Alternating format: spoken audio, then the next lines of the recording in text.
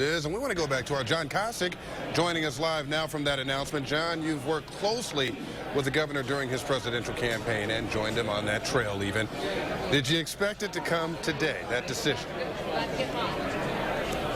You know, I did, but I didn't. And we started to talk about it before, that we've had many conversations on and off the record through the course of this campaign. And one of the things that he told me I thought about this morning was up in New Hampshire that, you know, he didn't want to embarrass Ohio. And one of the things that he probably woke up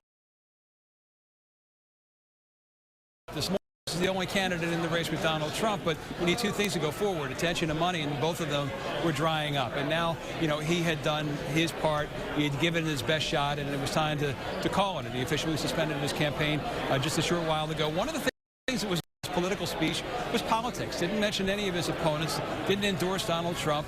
The only thing he brought up was the fact that he urged the politicians as a whole, you can't get economic growth through polls. You can't focus on focus groups. You can't govern if you're focusing entirely on what you need to do to get reelected. You got to listen to the people and do what's best for the people. John, Donald Trump heard the news earlier today about Kosich's decision to drop out and even talked about our governor as a potential running mate.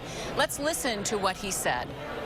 John will be very helpful with Ohio, even as governor. He says he doesn't want to be a vice president.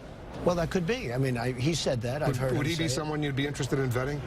I would be interested in vetting John. I like John. I've had a good relationship with John. So Governor Kasich has said he would not want to be on the ticket with Trump. What do you make of the comments? Do you think it's something he could change his mind about?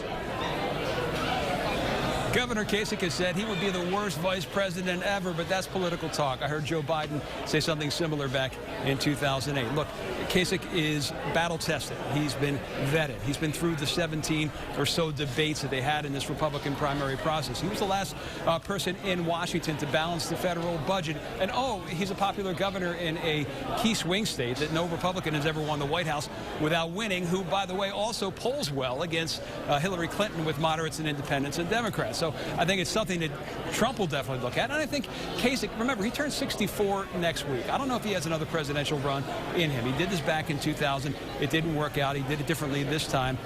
This is something that he seriously might consider, I would think. All right, our political guru, John Kasich, live from Columbus, where Governor Kasich just announced the end of his presidential run. Great work, John. Of course, we're going to see you back here at 6 for another